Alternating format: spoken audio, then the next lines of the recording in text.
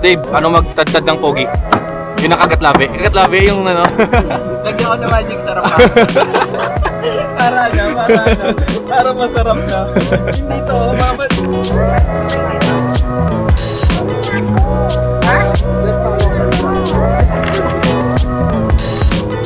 Right, good day mga tropa P.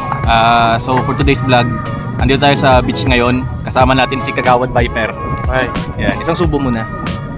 Yung nasasarapan, yung nasasarapan. Nanginginig pa eh. Saka ito si Polly. Kaya mga kabads natin yan. Kasi may vlog tayo ngayon tungkol sa topic na madalas sa akin tinatanong eh. Nung last time pa sa Facebook, tinatanong din sa sa YouTube. Yan. Ang tanong ay bakit daw ang gwapo ko. De joke lang. Ang tanong yun nga, ilang beses daw ba dapat pakainin yung aso or ilang beses pwede ba yung once a day feeding? Yan, dito kami kay Boss Dave. Boss Dave, shout out. Yan, kabatch din namin yan si Boss Dave. Dito yung parisan niya sa may beach. Yan, dito lang banda. Yan, quality paris dito. Alright, damay na tayo mag-topic. Kain muna kami. So mga paps, doon sana kami pupunta. Doon banda sa dulo. Kaso biglang tumirik yung motor ko. Kaya dito na lang ako nagstay. Yung pinsan ko nakita ako dito, nag-iimo mag-isa. Si Russell. Yan. So, dito na lang yung background natin sa beach. Yan, start na tayo mag-vlog dito. Yung dalawang kasama ko, dumiretso eh, iniwan ako eh. Hinintay ko silang bumalik. Itong content natin ngayon is para sa mga newbie, no? Sabi ko nga, ito yung laging tinatanong sa akin, ano raw ba or ilang beses daw papakainin ng aso? Siyempre, sasagutin natin yan based on sa ating experience lang. At pwede ba yung once a day feeding, no? Applicable ba yun sa mga aso? So ang sagot mamaya, i-topic natin. So ako po, nagpapakain ako ng aso, depende yan sa age ng aso. So kung ilang beses nga ba, once, twice or thrice. Ako kasi, yung 3 times feeding sa dogs, ginagawa ko yan kung yung puppy is malit na malit pa. Like mga 3 weeks, 'di ba? 3 weeks kasi nag-start na ako magpakain ng puppy. Yung pinapakain ko is yung dog food nga na puppy dog food, high protein, tas may milk. Nag-start na ako magpakain yan. Umaga, tanghali, tsaka hapon. Kung 3 weeks yung puppy 3 weeks up to 2 months, 3 times a day ako magpakain. Pagdating naman ng 2 months and above, 2 months to 1 year, pwede na dyan yung 2 times a day feeding. Yun yung ginagawa ko talaga sa mga dogs ko. So kung gaano kadami, yun pong mga ginagamit yung dog food, meron niyang serving suggestion. Kumbaga, andyan yung required or pwede nyong pagbasehan. Meron niyang chart. Kung wala po kayong mahanap, pwede kayong tumingin sa mga pet shop, picturean nyo lang yung sako ng dog food, or sa internet meron din yan. Ngayon, kung kulang pa rin sa aso nyo yan, so for example, ang required is 2 cups a day, tapos hindi pa rin tumataba, pwede kayong magdagdag ng boiled vegetables, or pwede kayong magdagdag ng boiled chicken breast, or pwede nyo dagdagan yung quantity na pinapakain nyo sa mga aso nyo per meal. Kasi ibig sabihin nakukulangan pa rin yung aso nyo. So parang pinaka-baseline nyo lang yon yung serving suggestion. Diyan po kasi yung time na kailangan ng aso ng high protein diet. Kumbaga diyan yung pagbulas nila eh. Hindi mo sila pwedeng mabitin ng diet nila or hindi mo sila pwedeng tipirin. As much possible, ibigay mo yung quality dog food para sa kanila or quality diet. Kasi nagpapalaki nga yung aso eh. Hindi nyo po kailangang i-overfeed yung mga dogs nyo Basta quality yung dog food nyo, proper nutrition, kahit na hindi sobrang taba. Kumbaga nasa genes din yan eh. May percent ng genes, may percent ng diet. Lalaki at lalaki naman talaga yan. Kagaya ni Athena, nung nakuha ko si Athena, medyo maliit siya, pero nakita nyo naman ngayon sobrang nag-improve siya. Ngayong adult na siya, tumangkad siya, gumanda naman yung muscles niya sa katawan, and sabi ko nga, trust the genes, 'di ba? Hindi nyo kailangan lagi patabain ng patabain, huwag nyo papakainin ng maraming kanin yung aso. Ito pala yung isang example ko sa inyo. For example, merong magkapatid na puppy. Yung isa pinakain ng ulam tsaka kanin lang ang pinapakain hanggang lumaki siya, hanggang mag 1 year. Yung isa naman, pure dog food. So ngayon, may chance na, syempre, mas makuha nung isa yung potential niya na growth, na maximum potential. Kasi mas quality yung pinakain sa kanya eh. Ako naman, pag ang aso ko, nag-edad ng 1 year, nagbibigay na rin ako ng rice. Pero yung rice, konti lang, at least 20%. Kumbaga, 80% yung dog food, 20% lang yung rice, tapos water. So ngayon, nag-once a day feeding ako for maintenance lang, no? So pag sinabi kong pang maintenance lang, ibig sabihin nun, yun yung pang daily basis lang na ginagawa ko sa dogs ko to survive, na hindi naman sila tipong mamamayat. Okay, ito yung tip ko sa inyo kung halimbawa 1 year na yung aso nyo and pwede na kayong and gusto nyo nang i-ship to sa once a day feeding. Okay, unang-una nyong aalamin or unang-una nyong titignan, rule number 1, tignan nyo yung aso nyo kung kinakain niya yung sarili niyang poop. Kasi pag ganun, may chance na nakukulangan siya sa nutrients or nagugutom siya, i-observe nyo muna kung kinakain niya yung sarili niyang poop. Ngayon, kung nangyayari yun, wag nyo siyang biglain, unti-untiin nyo lang yung transition. For example, sa umaga, bigyan nyo lang ng konting-konting food, pwede na yun. For example, kinain yung sarili niyang poop, meron akong vlog tungkol dyan kung paano yan maiwasan na mga tips ko dyan about dyan. So, tip ano ko sa inyo share ko lang. Si Chelsea, nung dumating sa akin 5 months, then yan nga yung ginagawa niya, kinakain niya yung sarili niyang poop. So, tayo naman, iba-iba tayo ng diskarte. Ang sabi sa akin ni Kuya Clem, once a day niya lang daw pinapakain nung pinagkunan ko. Pero madami. So ngayon, baka hindi kinakain ng aso yung tagal ng pakain, yung interval, kaya kinakain niya yung sarili niyang poop. So yun yung ano ko theory ko lang. Correct me if I'm wrong. Pero yun nga, kapag sobrang tagal ng duration or after 24 hours yung pakain, may chance nga nakainin niya yung poop. Yun din yung bantayan niyo muna. And pangalawa, tignan niyo kung yung aso niyo nagsusuka ng acid. Baka nag-a-acid naman yung aso niyo, huwag niyo rin bibiglain.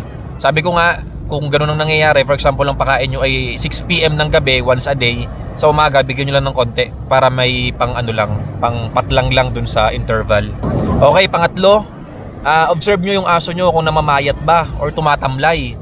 Kasi usually naman, yung mga small breed, hindi naman nila kailangan ng mataas na high protein intake. Usually, kailangan niya ng mga Belgian, yung mga large breed, sila yung talagang malakas kumain, na kailangan nila ng high protein, lalo na pag nag-walk kayo lagi, pag nakakawala sila, nakakatakbo. Pero yung mga small breed usually hindi naman malakas kumain yan yung mga Chihuahua, Pom, yan, mahina naman kumain yan. So ayun lang naman, conclusion. Yun, yung once a day feeding ba is applicable? Para sa akin, yes, applicable naman. Ngayon yung time ko, mas na ma-maximize ko, hindi ko na sila kailangan pakainin sa umaga. Usually yun ang ginagawa ko. Kapag for maintenance lang, lahat sila ganyan ginagawa ko once a day. Pero kapag pag nagbi-breed ako ng aso, for example, ngayon, napa-stud ko na si Chelsea at si Athena, twice a day feeding na sila, pure dog food. Balik sa pure dog food, balik sa 2 times a day feeding. So, pakita ko sa inyo yung clips nung last time kung paano yung ginagawa kong diet sa kanila. Okay, throwback. Ito yung like 1 month and a half ago na to, tong clip na to. Right, mga tropa P. So, ngayon, feeding routine tayo sa mga dogs. So, sabi ko nga, kapag 1 year and above, sa experience ko, pwede ko nang pakainin ng 1 beses lang yung mga aso. So itong si Bella ay 2 years old na mahigit yan. Si Athena, siguro 1 year and 1 year and 3 months. Tapos itong si Chelsea, yan, nag-shed siya ngayon. On hit to on hit. Uy, mubula ng bunganga, oh no. Mag-2 years na rin yan. Then si Tyler, parang 10 months or 11. 10 months yata to si Tyler. Shedding din yan, manipis yung coat ngayon. So ngayon mga paps, feeding routine na naman tayo. Pakita ko sa inyo yung routine ng mga pinapakain ko sa mga dogs. Alright, let's go. So unang-una ito, naglalagay lang ako ng konting water. Kasi sanay talaga sa wet food ng mga aso eh. Yan, konting water. Konti lang. Tapos yan, yan. Ito, rice. Nagbibigay ako ng rice talaga sa mga dogs. Kasi ito ay source ng carbohydrates. Okay naman to wag lang marami. Yan, ganyan kadami, okay na yan. Ang binibigyan ko ng rice, yung yung 3. Si Tyler, hindi ko binibigyan niya ng rice. Yan. Ito kasing diet nila ngayon, total malalaki na rin yan. Hindi naman na rin kailangan niya ng super high protein. Okay na sa kanila tong combination ng may konting rice. Basta konti lang Tapos yung ginagamit kong cup, ganito, yung sa ice cream.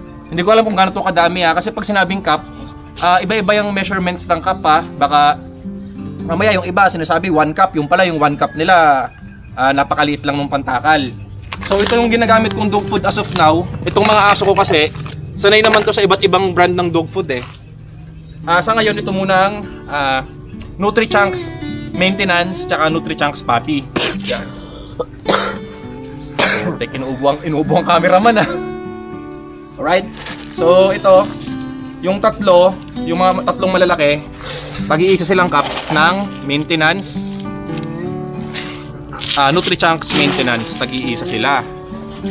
Masarap yung almusal yan, Paps. Ikaw, lagyan mo ng lagyan mo ng gatas, gawin mong cereals. Tapos ito naman ay Nutri-Chunks Puppy. Tag-iisa rin silang 4. Ay, 3 pala. Yan. Tag-iisa lang silang cup. I mean, ang pakain ko sa kanila ay isang cup na to, kaya isang cup na maintenance, kaya isang cup ng Puppy. Itong kay Tyler medyo mas konti lang. Kasi pihikan kumain yan eh.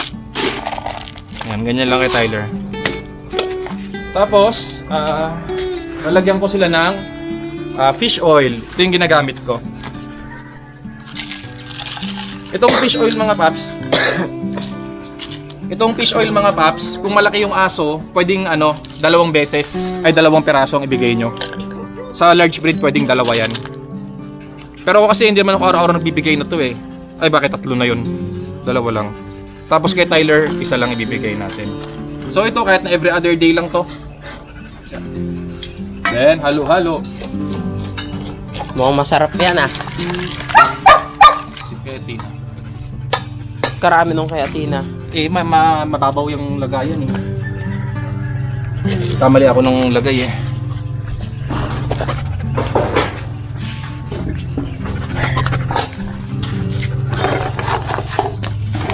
Ito, medyo gutom na tong mga dogs dahil last 24 hours pa yan. So ngayon ay 5 PM. Ay, 6 PM na pala. So ngayon ay 6 PM. 6 PM ngayon, nagpapakain ako once a day, 5:30 to 6 PM. Dala. Okay. Sit. Sit. Stay. Stay. Okay, yung kay Athena. Tina, inside. Stay. Stay. Sit. Sit. Hoy, upo. Yan, stay. Okay, Chelsea.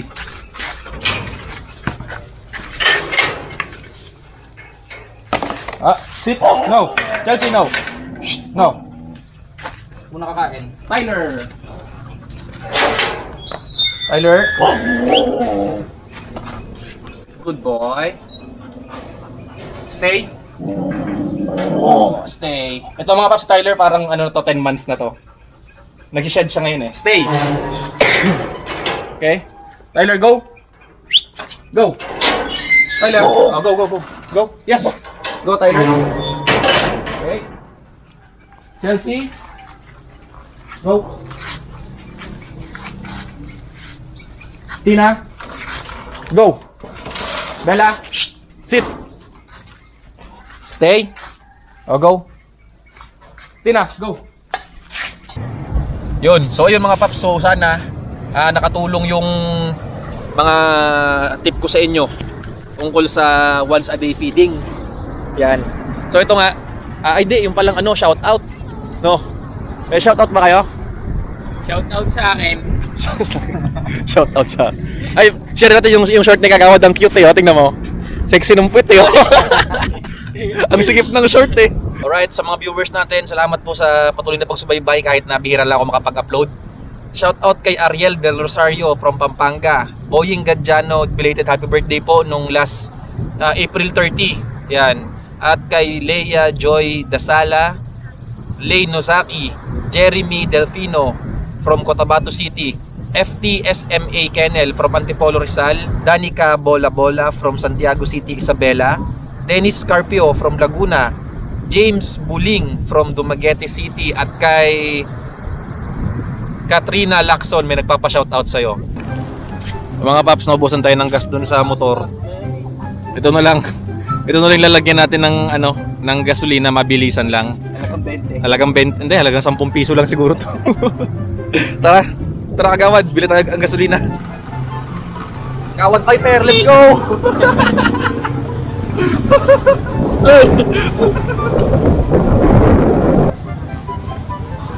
Saan na natulad yan? Boss, diyan na lalagay. Gasolina ba? Oo, gasolina. Pwede ba dyan? Hindi naman siguro. O sige, pakiluglugan na lang. Kung ilan lang kasya, full tank mo na, full tank mo. Basan ko na lang muna po. Sige, salamat.